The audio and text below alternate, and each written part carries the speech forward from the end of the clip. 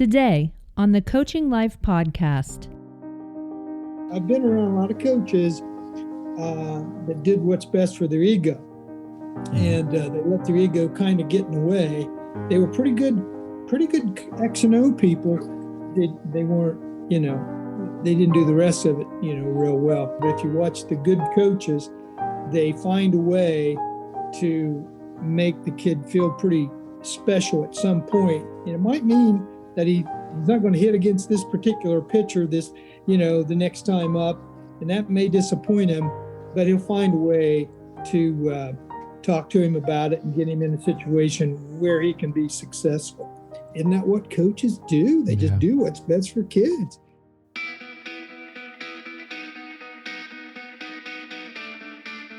Welcome to the Coaching Life podcast, everyone out there. We are excited to be back after a week off from doing an episode, but we took a needed week off because one, we had, I don't know if you guys knew this, we had record downloads on the last episode, and I know it was just because Pat was flying solo as the host, my buddy Pat Martin over there.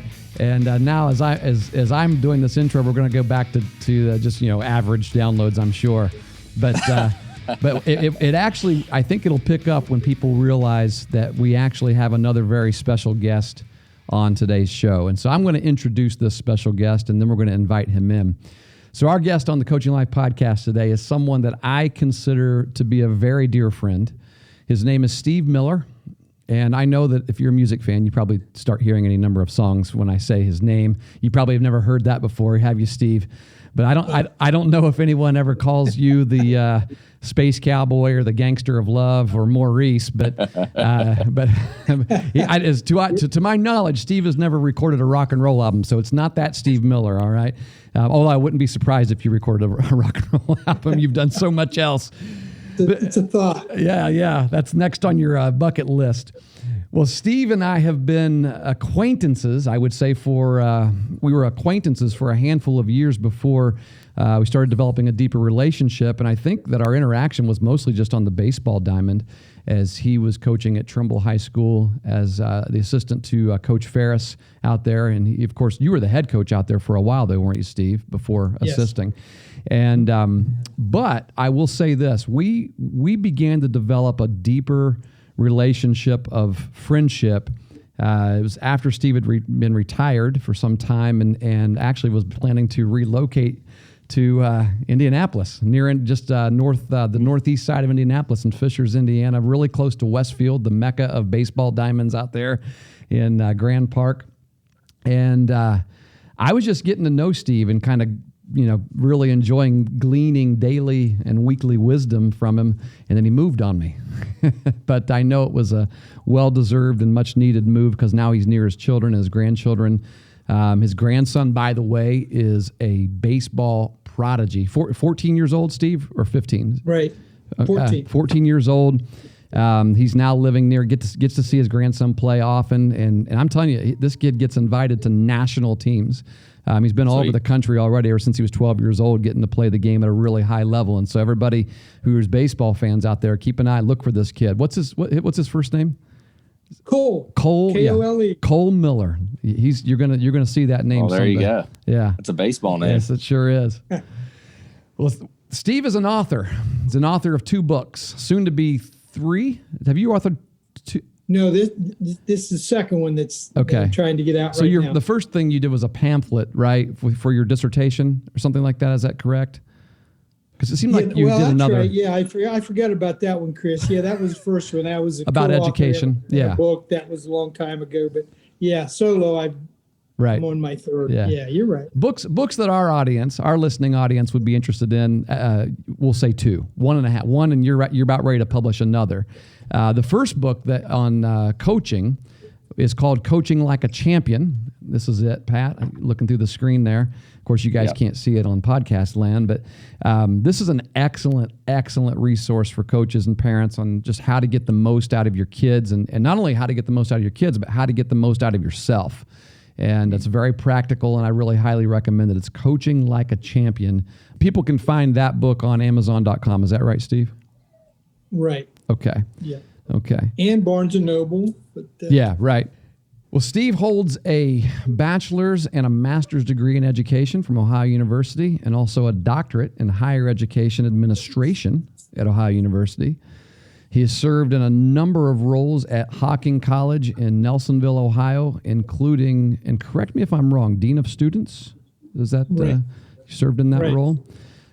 He's been a public school board member for 23 years or more, school board president, coach, teacher, volunteer, and really, honestly, no role in life has ever been too large or too small for Steve. And I'll say this, with every role that he has served, whether it be one of high honor and prestige or whether it be one that nobody knew about, for example, funding a youth camp in the backwoods of Gloucester so that young impoverished kids could come out and learn the skills of baseball from some top-notch coaches.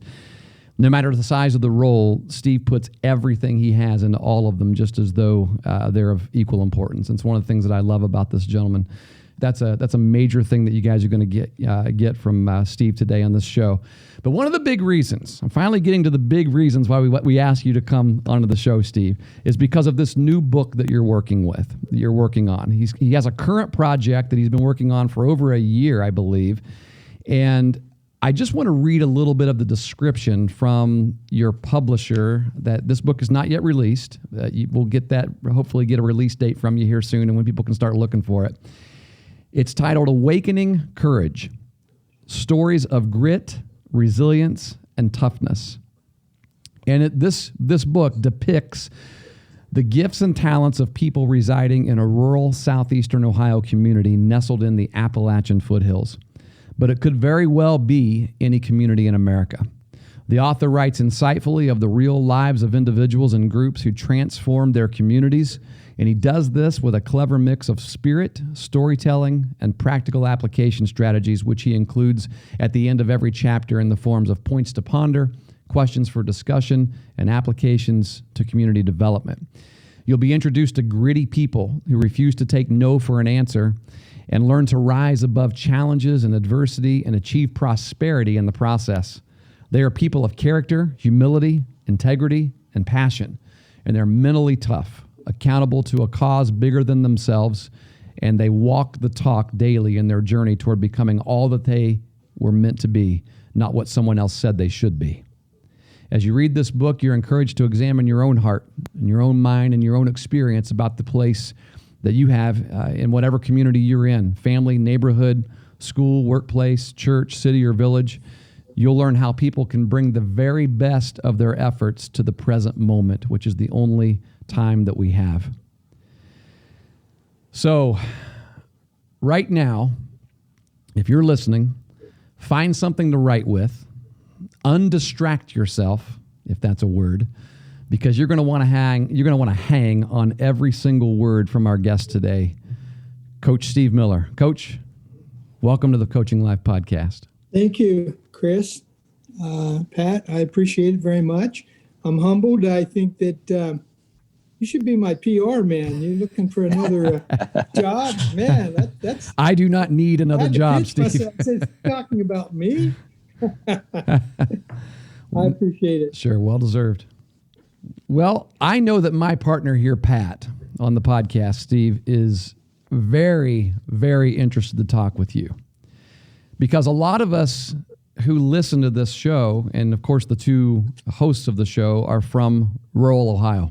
We're from rural towns, and we know, we live in proximity of the town that you're writing this book about, Trimble High School, the town of Gloucester, and we know the sustained success that these athletic programs have had in this community. In fact, we have mentioned it more than once on this show. We have mentioned them by name, the Trimble School District and the Trimble athletic programs by name.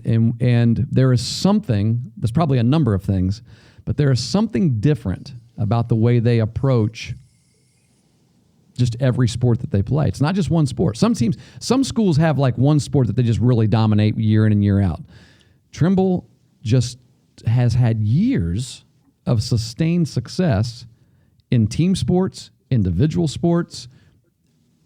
There's something different.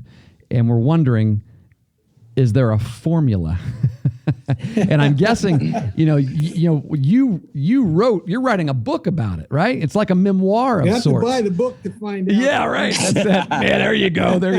Podcast over right now. Yes. And we will definitely promote this book for you. And I plan on buying it.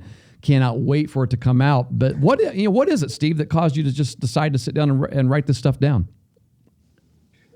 Well, when I did the first book, Chris, it was just some notes that I had, and I just had this bucket list kind of thing that I wanted to, write a book. If I think about doing something, why not me? Mm-hmm. And that's just the way I'm built. And after I did that, I started thinking about this notion of why is Trimble successful? I kind of knew, having been an employee there, a resident there, coach and all that, but I wanted to just, put some notes down and see if I could define this a little bit better. And these different people started coming to mind. Well, I thought I'd have this book done a year ago. It's been a couple years since I've been working on it. Yeah. And I started with individuals that I thought had some kind of prominent connection or influence in the community over the years. And then I thought, well, there's some teams that people really rally behind. And I went clear back to 1980 and started, and that became kind of fascinating. And then there were civic groups, social groups in the area that I thought really had the community's interest at heart and had been active for a long time, kind of unsung heroes, and started taking some notes from there. And what I found was common themes that both the individuals had, the athletic teams had, and the civic groups. And so I just became more and more fascinated with it. But there is a thread, Chris, that I think runs through the book, that whether you're talking about a certain individual or, as I said, a team or a social or civic group, that I think gives you an idea why the community is rather special and how it's all intertwined. People, I think, see the influences of the people that I write about. They'll see it in the impact that they've had on the community. At least I hope that they do. So it's kind of a long answer to your question, but I just became more and more fascinated with it. And I just added, I keep adding a chapter, which it's getting rather large, but I put a chapter at the end of part 2, which is the sports section, on the winning culture and the Tomcat way. And in your questions, it actually helped me flesh that out a little bit more. And I'm going to go back and make a few changes because it's hard to get. Sometimes you just sense it and you feel it. And I think I have an advantage because I came from outside the area, not terribly far away, northern Perry County, but became a resident and became kind of accepted in the community after a while, and had to warm up to the community. And I come from a small, a parochial school where things done a certain way, and but the community really does grow on you, and so I think I could write it from a pretty interesting perspective. So I'm kind of pleased. These are people who are story livers, not just story givers. Yeah. And they've lived their story, and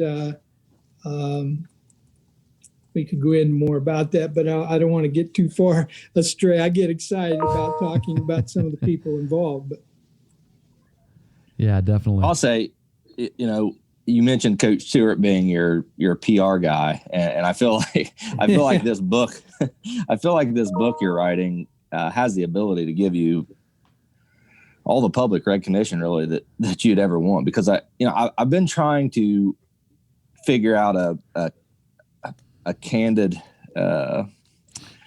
way to say to talk about the interest that I have in your book and why why I'm interested in it. I don't think there's an easy way to say it. You mentioned common themes. There's common themes to what you consider struggling communities. Okay. Poverty, drugs, politics, selfishness. There's a lot of selfishness out there, and there's other things. When you talk to people about these things, they'll say, "Oh, that's the same way it is everywhere." And I'm not convinced of that. And with Trimble being the perfect example of how it's not the same everywhere. And I'm hoping that, when I've read some of some manuscripts from your book, and I'm just so excited reading the content. I'm really hopeful that, because we're living in a time that a lot of people are struggling. They're struggling with a lot of different things, and it's understandable that they're struggling with these things. But I've always been, I've been asking myself for a while, how do we fix these things? How do we get out of them? How do we make changes in our communities that to make things better? Because a lot of times we get to the point in communities where it's just like, yep, it's gone, it's done. It's never going to be the same as what it was. It's never going to be good again. It can't be good. It's dead. And what I'm really sincerely hoping, is that there's people out there that will be able to get hold of your book and other resources like your book and be able to help their communities learn to strive or learn to strive again the way that maybe they had in the past, or maybe even the way that they never have. And I think it takes this type of stuff to make those differences that really it's hard for a lot of people to see day to day. Absolutely. Yeah. I just have a very common approach to things. And I've never been a believer that, anybody was going to hand me anything, so I just try to make sense out of something, and then I'm trying to share that. And, feedback's been good, so far with some people I've shared it with, but it's, as Chris can tell you, it's a challenge to write a book. And it's not hard to get a book out, but getting someone to read it and accept it and apply it. And that's what the challenge is in the second book, is to try to get people to apply. If they just want to read it, and it's a book that's built, I think, so you can read, you can start part 3, you can start it doesn't make a difference where you start. Yeah, and some people will be more interested in the sports section, and some will be more interested in other parts of the book. But at the end, there is a section where they can kind of apply that to their own communities. If they're hopefully there'll be people reading it from outside the area, outside the region, that can say, because we all have these resources. That's the key. We all have resources within the community, and I've always been an asset-based kind of guy. If let's face it, if you drive through the communities that comprise Trimble, you're going to see deficits. You're going to see what they don't have, perhaps, in the way of resources, as opposed to what they do. Yeah. And I've never been that kind of person. I've always been a glass half full kind of guy. And so part of the message too is to recognize what you got and build from that. This book is going to be a really interesting story, regardless of what angle you're coming at it into it with, and hoping to enjoy. I mean, you're going to if you enjoy biographies, you're going to enjoy the biography of 6 different people in the very first part, as you just sort of say, hey, these aren't just stories that are abstract and out there. There are people who make these stories real, and these are the kind of people that every community needs to make these stories. And then you said, you get into part 2, you start telling more stories of some of the historical teams and the actual on the field and on the court stories throughout the years, and then you get into the community aspect of it. And I think that's a key part, and one of the things that Pat and I have been talking about a little bit is just, is this something that is it seems like you've done a great job of showing us the bigger picture of what creates a student athlete's athletic success in this particular school district or in any school district. And it seems like it is a very big picture. It's not a small picture. It's a picture of moms and dads and grandpas and people who own businesses, people who run civic groups, people who are church members, people who you just have, and it seems it's almost like everyone cares in some way about these kids and their success, and not just about their own personal family, for example, or their own personal kids' success, but it's about that name on the front of the jacket, the name on the front of the jerseys. And I just wonder, Steve, and I know that this is a question that's lingering in the back of Pat's mind. Can any small community achieve what Trimble has achieved? I mean, that's part of the book goal, right? Is to kind of tell people, hey, you can do this too. But we're just wondering, be real honest with us here. Can other school districts achieve what Trimble's achieved, especially if they don't have the same kind of community involvement that Trimble has? It's very difficult without the community involvement. And the community gets engaged because they have a winner. Everybody wants to be part of a winner. And I came there and we weren't winning. I was back there in the 70s. And as an athlete in the 60s, we came to town and they weren't always winners on the scoreboard, but once you got to know. We heard that little word there from your wife. Yeah. Yes. She nice reminder. She keeps me focused on that. But communities can. Now, you've got to have, Chris, anybody that's been involved with coaching, talent is important, but in a small school district, the talent is going to wane. It's going to go up and down. You have to develop you have to take your strategy and look at the talent that you have and then go from there. Some people come in with a certain mindset, a certain strategy. No matter what comes their way, they're going to run this offense or do this or that, and they're not successful. One of the things, and I'm kind of answering this, going through the side door in a way, but you can't underestimate the importance of leadership. And we've got the deans of coaches there at Trimble, and they have coached a long time. Phil Ferris, for instance, has been there 27 years. He knows the kids. He was in the program.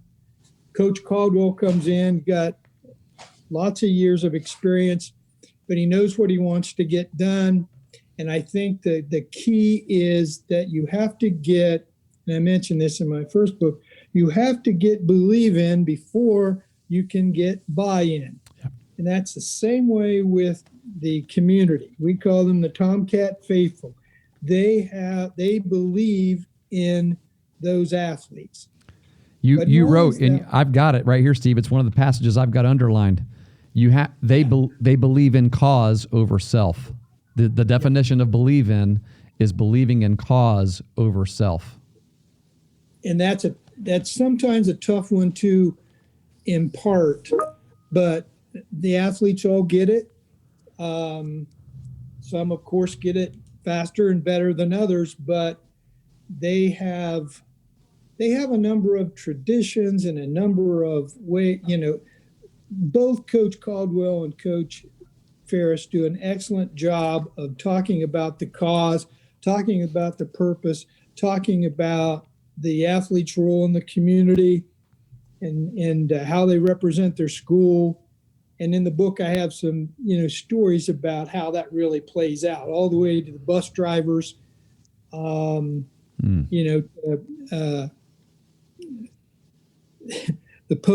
postmaster and everybody.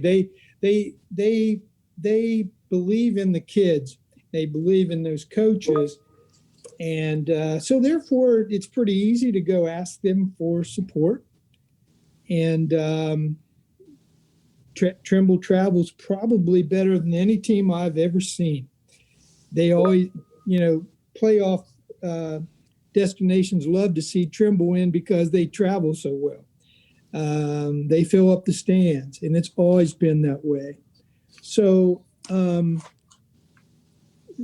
so specifically to your point, can any community do that? If the school, it all comes back, frankly, to the school is the bridge to the community. It's the hub of the community. What goes on in the school, everybody knows. And there's not a lot of other kinds of press that comes out of the area, but the press is generally positive about its athletics. Yeah. And those coaches know that, and they do an excellent job they have good relationship with the press because their players behave themselves, the players conduct themselves well. And so the community begins to feel a sense of pride.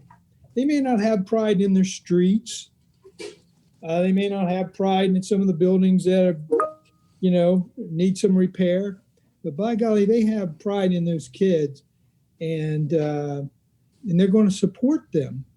So if things are going well in the school and the school people are doing a good thing, a good job of trying to get the community involved in their schools, and I could cite you hundreds of examples of programs that honor community members, kind of small town hero kinds of things. They have a wall of fame. They have a sports hall of fame. They go on and on and on.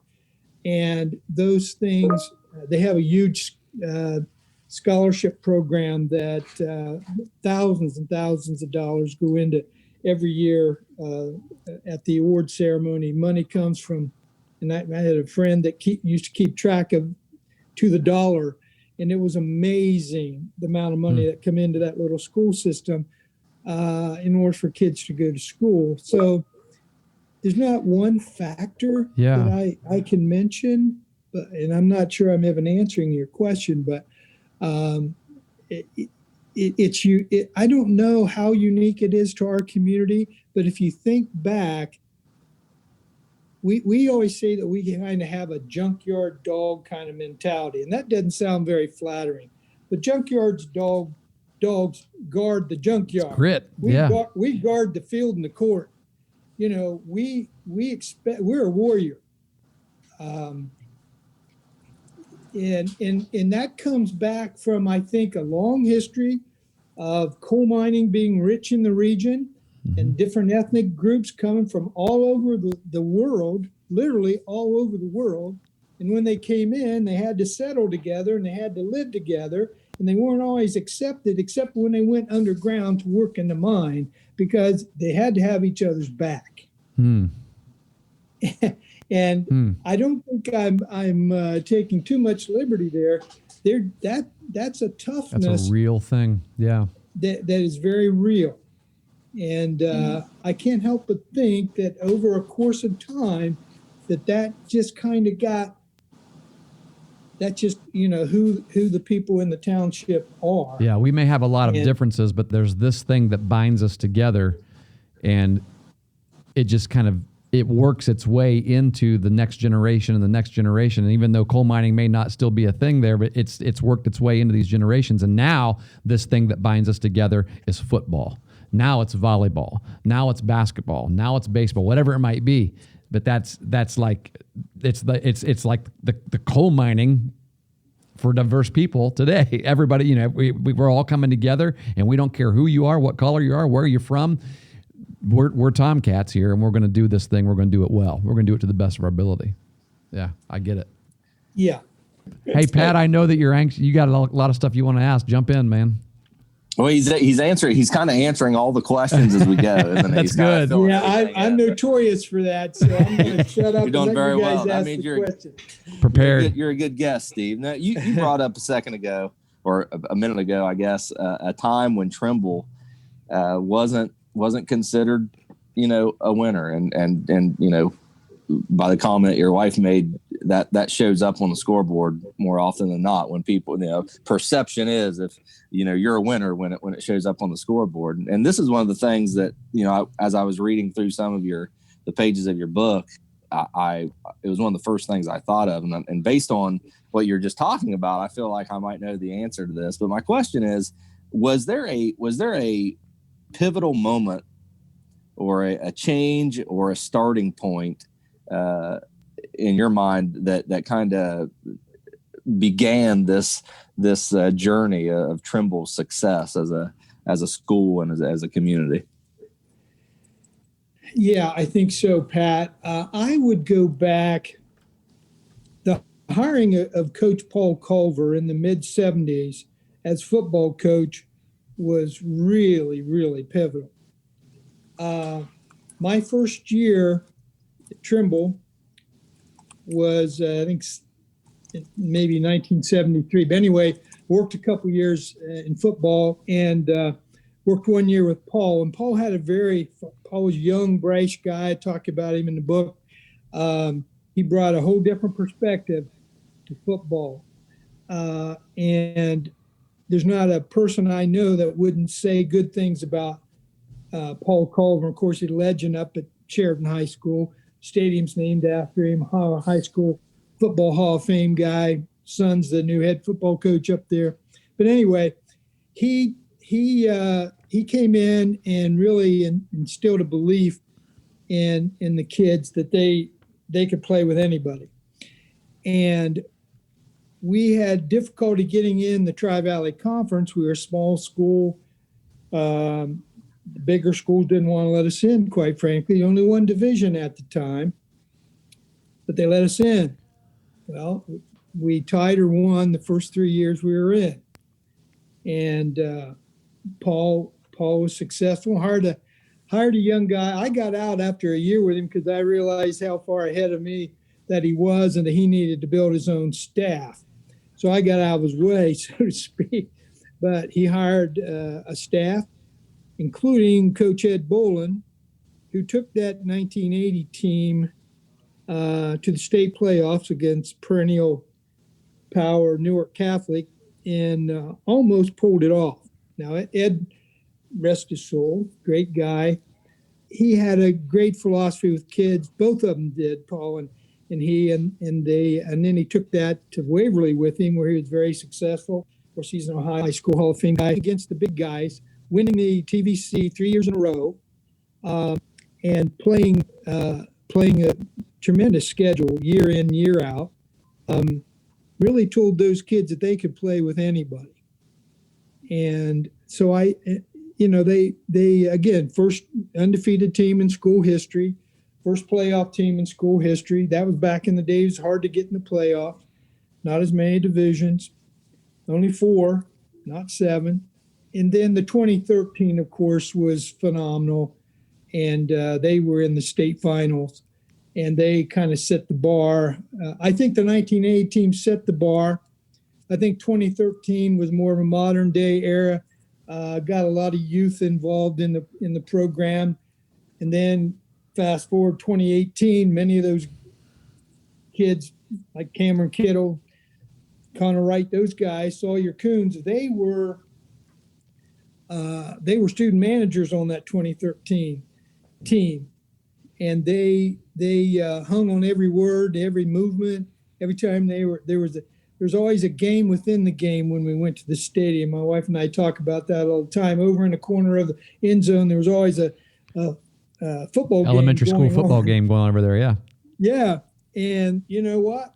They were talking about, when they'd line up under center, it'd be Connor Stanley, for instance, or, they'd send somebody out long for a pass and it'd be Austin Dam. I mean, they were using those kind of like we probably They pretended like they were the older kids. They pretended they were the older kids.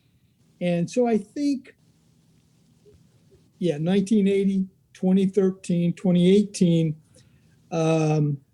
people just expect when they go out, number one, if they make the team, Coach Caldwell, Coach Ferris, they're not into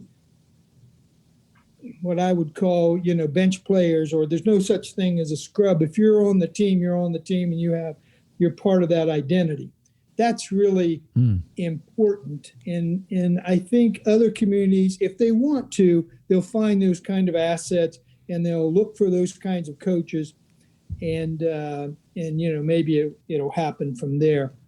I want to ask a sort of a follow-up question to something that you just said there, and something that you said earlier. And it's going to, I'm going to push back a little bit on one of the comments that you made. Let's dialogue about this, because I know this is a reality, and Pat and I have actually talked about this on a couple of episodes here recently. You had said a little bit ago, everyone wants to be part of a winner. And then you just said just now that there is, on these coaches who understand how to involve everyone and make everyone feel part of the team, they don't have, bench players. They just have teammates, team members it's part of their identity. It doesn't mean that those kids aren't sitting the bench all game and get in the last 40 seconds, because I've watched them both coach, and I know that happens on every team. But there's something different about that, and it has to do with identity. And so let me go back to that statement a second. Everyone wants to be part of a winner. We have been talking a little bit about how there are two kinds of cultures in some of our small rural communities. There's the culture that Trimble has that you've been describing, where there's just an identity where I'm part of something bigger than me, and I've got that believe in where the cause is bigger than self. But then there's another culture that seems to be more, it's permeated many other communities more than the Trimble kind of culture, and that is a culture of playing time. And what I mean by that is we have families and moms and dads, and even in some cases kids, although I contest that it's more moms and dads and grandparents than it is the kids. I think the kids get it more than the parents do.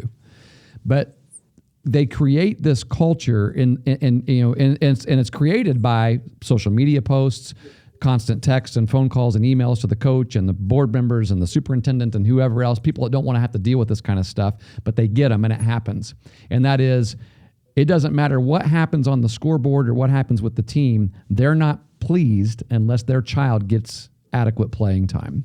In fact, they don't view it as a success unless their child gets adequate playing time. And so they stir crap up in the community because of this, and it creates a real negative vibe. And what it ends up happening is you end up having coaches who coach with that in mind, knowing that, understanding that if I don't get this kid in, I'm going to hear about it for the next 3 days until our next game, and then just going to reciprocate itself, as opposed to we're all part of this. Everyone in the stands is cheering for the entire team.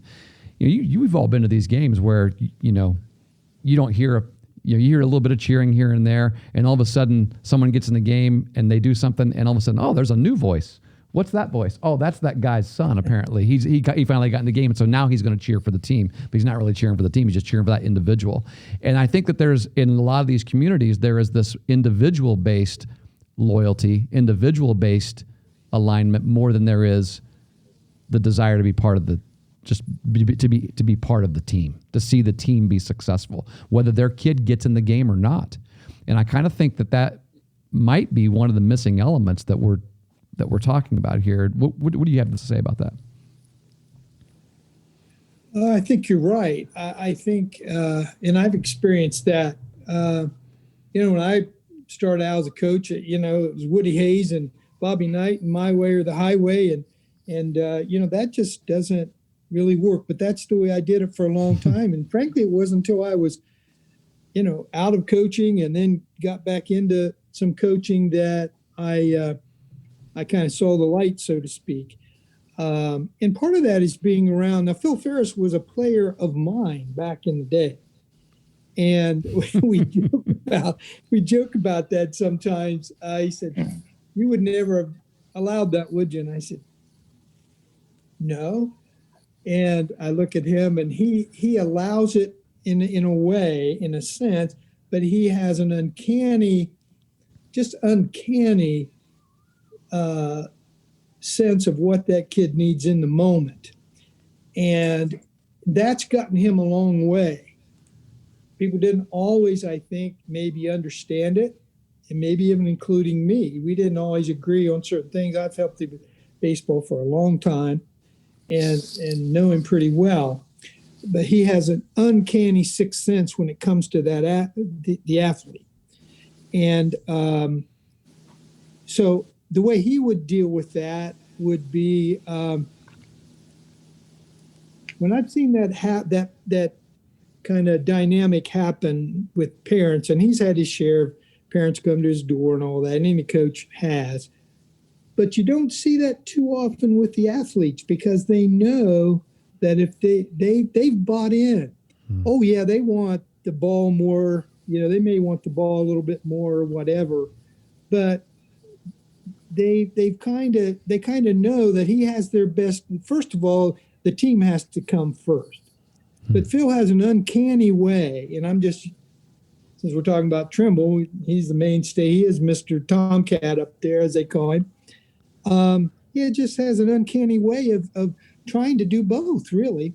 He tries to let that athlete be successful and utilize his talents, but not at the disruption of any team chemistry. And that's a gift. He really does have a gift.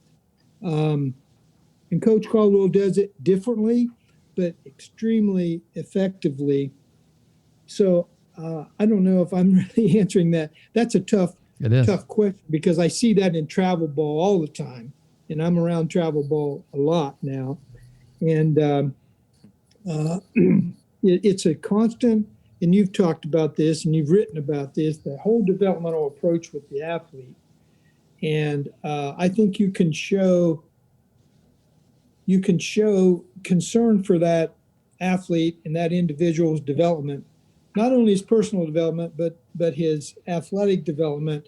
And most of the time, parents will be reasonable enough most of the time to say, hey, this kid has my kid's interest at heart. And sometimes that you have to be kind of brutally honest with them, but it is kind of a balancing act. That's for sure. Yeah. You gonna stay quiet, Pat?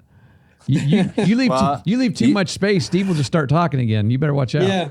Yeah. The problem is there's so much in the last few minutes to absorb. take in and apply. Yeah, I don't know if you can hear my fingers typing over here, but I'm keeping notes as we go.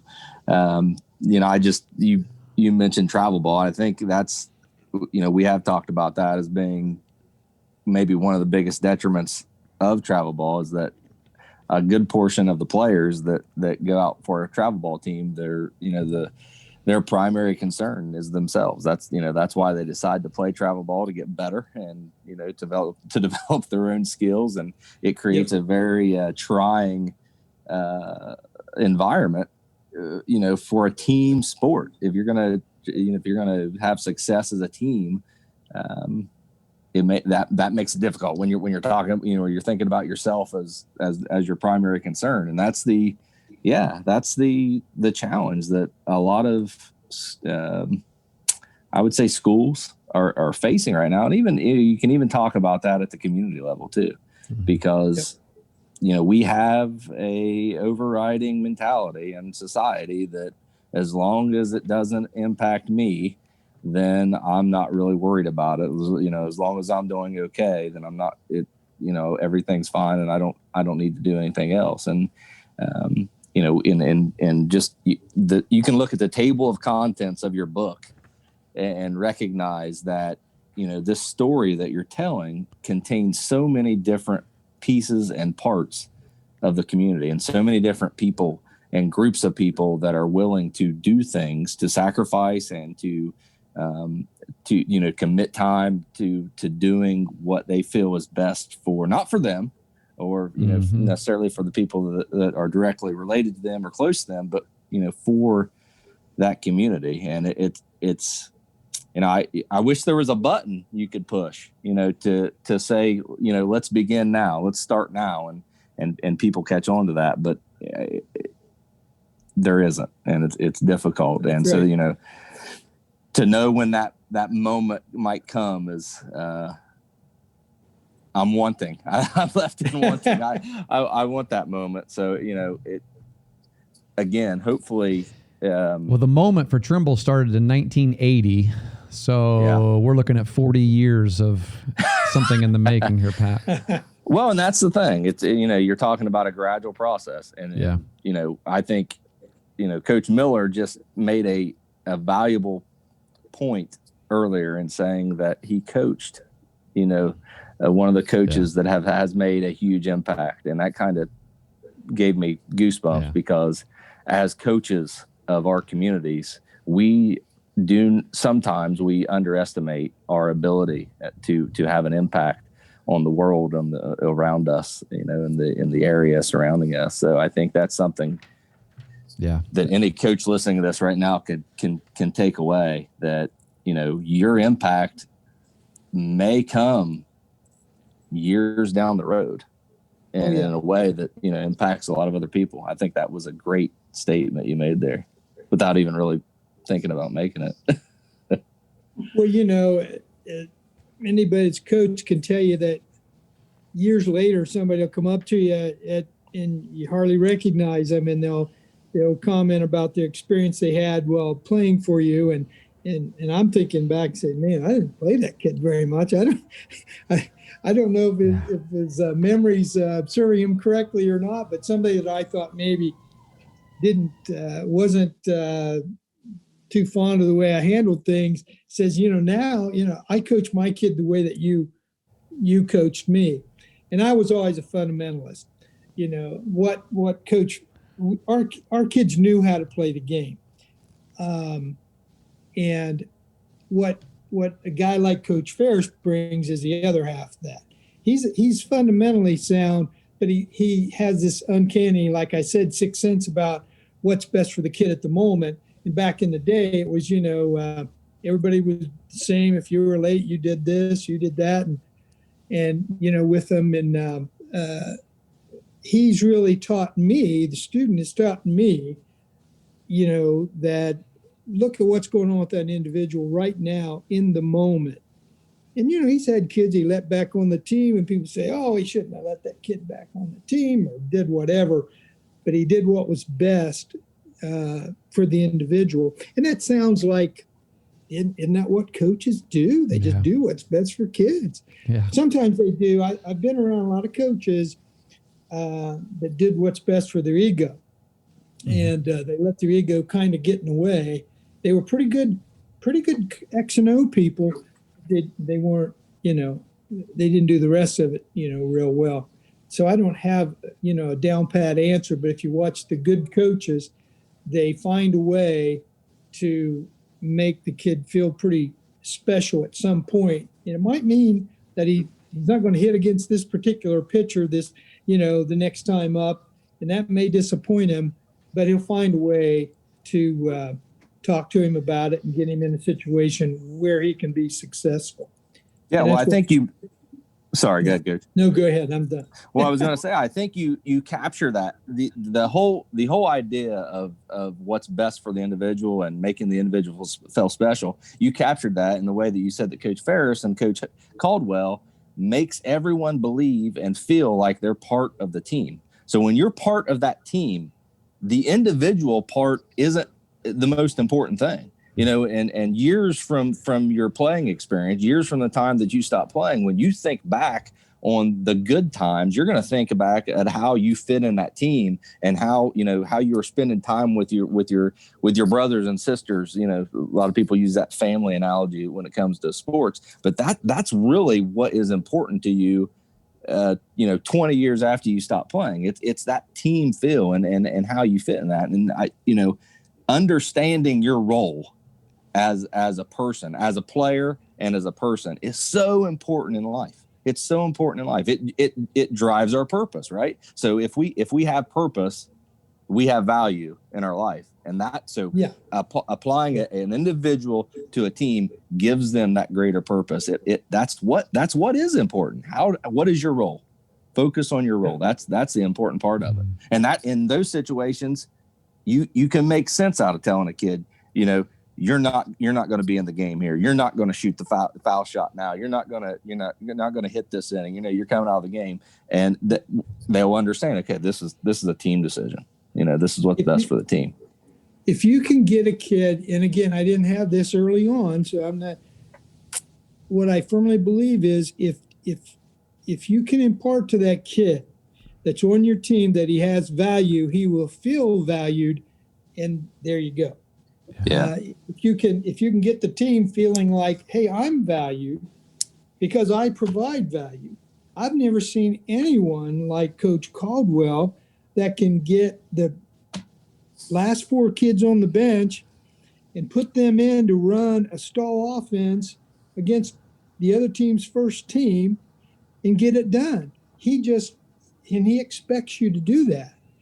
And yeah, the expectation is the same for that kid on the end of the bench as it is for the kid that started and played, 25 minutes in the game.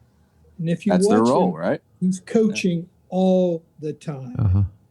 Whether he's up 20, down 20, he's always coaching. He's coaching everybody up. And but he's very humble about it. If you talk to him about it, he's very humble about things. But yeah. So I've got some nice features about both Coach Ferris and Coach Caldwell in the book that I've sent them for their okay. Well, I got to interject this though, Steve. I know Coach Caldwell, well, and he's a Trimble transplant. He's not a Trimble guy. Yeah, yeah. I watched Coach Caldwell when I was 7-8 years old at Southern. Yes. I was a Southern Tornado, and I went down there and watched the hustling Tornadoes in the mid '80s. And then, of course, he lives in Eastern School District, and he's an Eastern guy, but he has been successful everywhere he's been. Yeah. He has. Well, he has. That's true. That's home true. is where your hat is. Yeah, that's right. That's right. I got a new home. That's right. But he had some preconceived notions of Trimble before he came, and he'll be very candid with you about that. And he will tell you if he knew then what he knows now, he may have come earlier. But we've had some pretty good discussions. My wife and I had him in for dinner the first season he was there, and we had some pretty. We didn't really care for him that much, not knowing. Yeah, of course. You guys were rivals for so long. Yeah, we were rivals, but he really fit in well with the community. Mm-hmm. Well, I hope I remain your friend, Steve. I know that you're going to still be helping out with Trimble, and we're those Trimble and Eastern school districts are pretty big rivals in the game of baseball. I know. Yeah, and they congratulations, by the way, Thank on you. that. They got a good person there, and big Coach shoes Bowden to fill. Yeah. always seemed to do a pretty good job there, and we had some knockdown, drag out kind of games, but yeah, so you'll do well there. When I think about Coach Caldwell being a transplant, I give credit to the administration at Trimble for being able to go out and get a coach of that quality. So I think that all kind of fits in with with what we're talking about here. How do you have success? How do you keep success? Right? How do you build success? And Coach, I've got a kind of a pointed question for you. I don't know that there's a great answer for it. You might have one, but just if you were trying to rebuild Trimble, or if you had a community that you're trying to build, from the community, the economy in the community, the schools, where would you start? What do you think the most important part of that building process is? Well, again, I think you have to recognize the power of connectedness. So when I think about community, I think about a common set of beliefs and attitudes, whether that's from your city council and mayor to the civic organizations, to the businesses, and then the schools. There has to be a connection there. There has to be a reaching out where you're engaging all those entities and asking them to work together. And the school, I think, is the bridge to all of that. Yeah. You're always going to have a school. You're going to have a mandated school system, although I went through years and years of both when I was teaching there and as a school board member. I can't tell you how close we I know where you're going. Charters. About what 2010 or so, wasn't it, Steve? There was some rumors that they could almost shut the door. A little bit before that, I think. I got off. Well, I was on to about 2013, but yeah, those were tough times. Mm-hmm. And I mean, I can go clear back to where I can tell you where people were walking the grounds, assessing of whether we ought to have our school system. And we had the state superintendent of schools say to us, the state doesn't care if you're a Buckeye or a Tomcat or a Bulldog. Right. They just don't. And so that community rallied around and did what was necessary. You were saying, so what you're alluding to is that the state was thinking about consolidating Trimble with one of those other schools, either Athens or Nelsonville, York. Yeah. They just didn't know they what weren't to going to do have with that out there in Gloucester, were they? No, they weren't going to have that. And of course, with the system of funding already, for years it's been deemed kind of unfair and all that based on property tax. But anyway, Trimble worked through all that, and I worked side by side with people and came after people who fought the good fight, the Bill Whites of the world, the Terry Holberts of the world, who are on their car going up 33 to Columbus several times a week. And so that's part of that fighting spirit. And I don't know how different that might be from another district, maybe experiencing the same thing. But I think that knowing that, I think having those entities that I described, understand the importance that we're all in this together. If one of us fails, maybe we all fail. And look for ways to, we may not be able to bring in bricks and mortar type buildings that help with property taxes and help with employment, but maybe there's ways, through internet and technology that we may be able to enhance the community. But so there's not an easy answer. I have an interest in community building and community development. Again, what seems to work best, I think, in that area is asset-based, looking at, really laying out comprehensively. The churches play a big part in our community. Mm-hmm. The faith-based, congregations play a big part in our community. Where do the athletes? They go to church somewhere, most of them.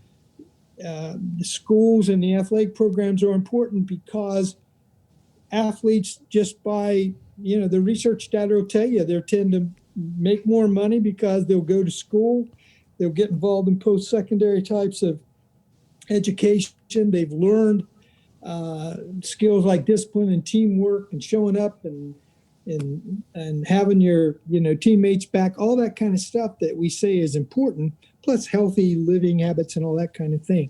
So you can't do it in isolation of any of the groups that I mentioned. So where I would start, I would have a forum where I could meet with those entities that I mentioned, mm-hmm. And keep them in the loop. Yeah. None of us are more important than the other, but we're all very important, right. Synergistically. So easier said than done. And I had an old boss told me one time, Steve, don't ever wait until you need something to ask somebody for help or get to know them. You need to, because it's too easy to say no. But if you know somebody, it's a lot easier to maybe get something that you need because you've had a relationship with them. Mm. And Trimble, by and large, is pretty good about that kind of thing. So I know we're running short on time here, Steve, but I want to say,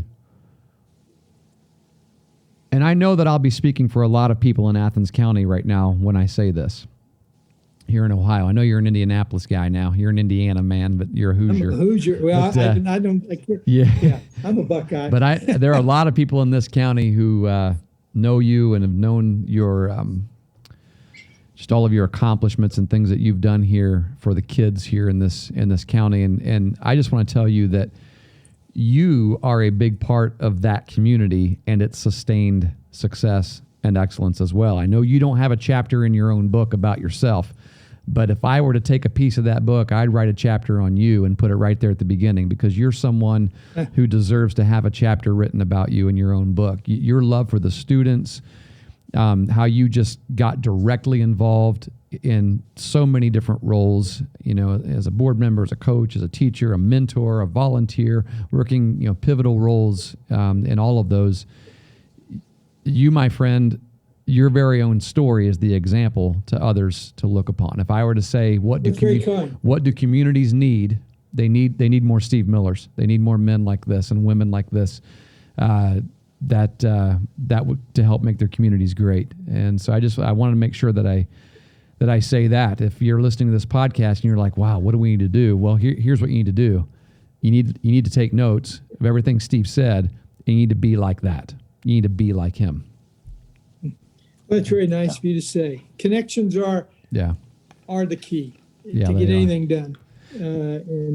When do you expect this book to be released? And where can we purchase it? You'll be able to purchase it through Amazon and Barnes & Noble again, and through the Ex Libris Publishing Company, which I'm about ready to release the manuscript. I'm just what may take some time is if I can get the pictures that I want, because I want this to be kind of a comfort book, almost like on a coffee table. Yep.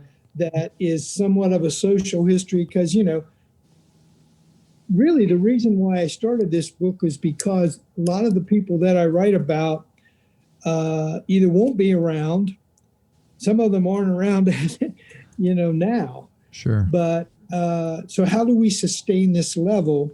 That was my main interest. How do we sustain this interest and level and success when people are gone? Has to be passed on to the next generation. It has to be passed on. So, and people maybe need to read about its history. So hopefully, it'll be a good read for people. I'm very much looking forward to it. And I tell you, we'll just have you on again when we can hold the book in our hands and read some passages from it, Steve, and let you. That would be good, because I've been able to get some pretty good passages from people, and. And my friend Sam Jones is the first chapter in the book, and he's a legend. Yeah, he's what would be great is now that we know how to use, we can use Zoom on a podcast. We can put 3 or 4 people on. Let's have you and Phil and Sam on together, and just let you guys go. Right, let you talk. He has some. He's a tremendous influence, and was a big influence on me. And it's one of those examples where. I coach Sam's sons, and I know there were times when Sam probably maybe didn't always agree with how things are going, but he always let me do my thing. And same way with Doc Patton, who was a great guy, and he was the team physician and all this, but he never got my way, but he would let me know, but he would do it with some dignity and respect. And I think that's, kind of like to Pat's point there, people can disagree. In fact, I never mind parents coming up to me and talking to me about something if they could do it in a civil way. I didn't respond well to, if it wasn't that way, but I learned to be a little bit better than that. But, I was showing respect, so I just expected some respect in return. But, so there's some good statements in there about some of the issues that we may have had back in the day. But Coach, we for every guest that we bring on the Coaching Life podcast, we have a special question that we ask, and it's something that I think we'll always want to ask each of our guests. So definitely didn't want to leave that off for you. But the question is, and it relates to youth sports. Do you have a fond memory? What is a fond memory that you have of your days in youth sports? That could be coaching youth sports, or it could also be playing youth sports. Well, as a youth, period, playing catch in the backyard with my dad was a big deal. Everything was right with the world when we were throwing the ball around. And then anytime that I had any kind of success, maybe in sports, making an all-star team, or, hitting a home run or whatever. There weren't too many of those, by the way. But is getting that positive reinforcement from an adult that took the time to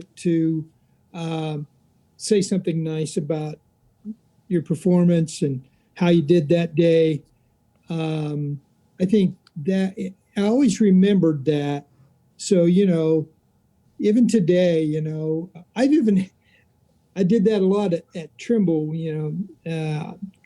Coach Ferris would coach third, I'd coach first, kid come down, get an infield base hit or whatever. And, I'd high five him or whatever. And the first baseman would say, why didn't my coach say anything good like that? So I thought, man, that was pretty easy to do. I mean, why wouldn't you do something like that? So I think the positive reinforcement and the attention of the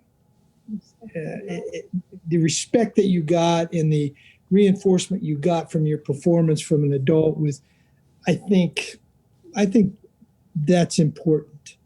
I still can remember going back, and I got isolated incidents where, a certain coach, no matter what level it was, saying something good and patting you on the back. I remember the times where you got the opposite too, but I recall the nice moments. That's a good word, Coach. I think, there's some coaching philosophies out there that is just kind of centered around the idea of breaking athletes down. And, that's the focus. And that's all they do is, break athletes down. I think it's very difficult to get the most out of anybody in anything if you're not providing that, that positive reinforcement. If you don't go back, there's always going to be a time for, critiquing. There's always going to be a time for, constructive criticism. But, if you don't come back to that kid and kind of build them up a little bit and say, hey, again, show their worth, show their value, it's going to be tough to get stuff out of them. There's a phrase that I come across somewhere. I can't say it's original, but, when you say winners win and winners win, you say, well, that's kind of redundant. What is that? Well, winner, you win on the scoreboard, but also how do you do that? That's the second part of it. Winners win and winners win. The second part has to do with how you go about it. Are you the guy that gets back to stop a fast break or takes the charge at the end of the game or, dives for a ball in the gap from between short and third? Are you going to get dirty? Because you can go back and say, hey, that may have won that game for us. And that's what they instill at Trimble. It's that, winners win. It's that margin of victory that says, okay, if I get beat by 2 points, there's probably 2 times in a game where I probably could have made that up somewhere, where I didn't get back, or I didn't square up on the jump shot or whatever it was. Or was, didn't tag up from third, I was lollygagging around or whatever. You take a couple of those things away, and so that's how you win.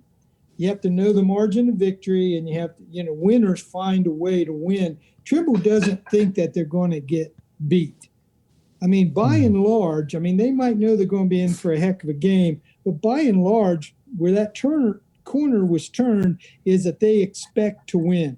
And I remember the first time we went to the Sweet 16 in baseball, man, we looked at the surroundings, thought, this is cool. What we should have been saying was we really do belong here, and we have as good a chance to win just because we're playing somebody that's perennially always there. So I think that's really important, and that's just a mindset that you got to have. That's part of that identity. And what Chris was, Chris turned me on to the idea of, I knew what a quality at bat was, but he kind of put in specifics, gave me a chart. And I'll tell you what, kids come in and they'll make an out, and they, instead of hanging their head, they'll say, Coach, that's a quality at bat, isn't it? I said, you're doggone right it is. Yeah. You move the guy there in. There you go. Yeah. They know how to measure it now. They know how to measure it. Yeah. Absolutely. Great stuff. Coach, I really appreciate you coming on. I'm so excited to get my hands on your book. I can't wait to read it. I'll send you a signed copy, Pat. I promise. Once I get it done. Well, I greatly appreciate that. I'll take it. We're going to have extras that we're going to want to purchase, I beve. I want to give these out to people. Yeah, absolutely right. Look for it. everybody be on the look for it. It's Awakening Courage, Stories of Grit, Resilience, and Toughness, and coming to a bookstore near you very soon. And that bookstore is always near you because you just type it in and you can Barnes & Noble or Amazon, and you can do it.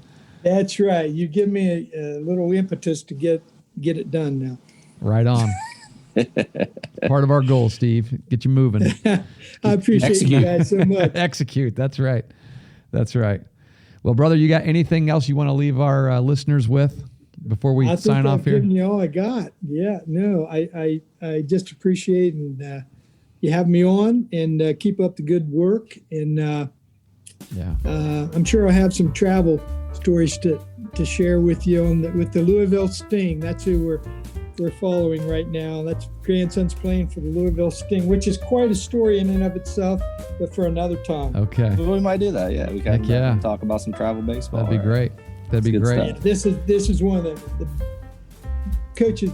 Yeah, it is. He's a pretty special guy with some very special athletes, trying to keep them and the parents all happy. I've seen both sides of it with him, and he does an excellent job. If you are in Ohio and you're familiar with travel baseball, the kind of program that Steve's grandson is playing for would be very comparable to what we know in Cincinnati as the Midland organization, where many of the Cincinnati Reds children have played there. Midland pretty much only accepts kids from, I think, age 14 and up, who they know they guarantee will probably be a Division I baseball player at a major school. So it's the team, the Louisville Sting that he's talking about. This is a top-notch program in the country. Yeah, it's good to see you, Steve. It's good to see you, even though it's through a computer screen. It's been really good to see you. Good to talk to you.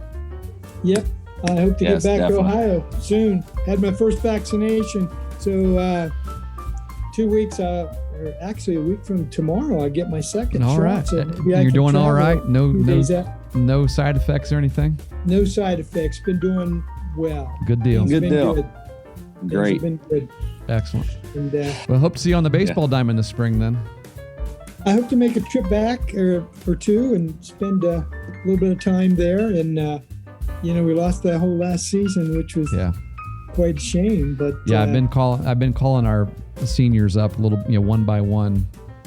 That's been one of my goals, just to call and touch base with them in person. And man, these kids are hungry to get to play baseball. They're just hungry to play baseball, and I'm glad because I'm hungry to get out there with them.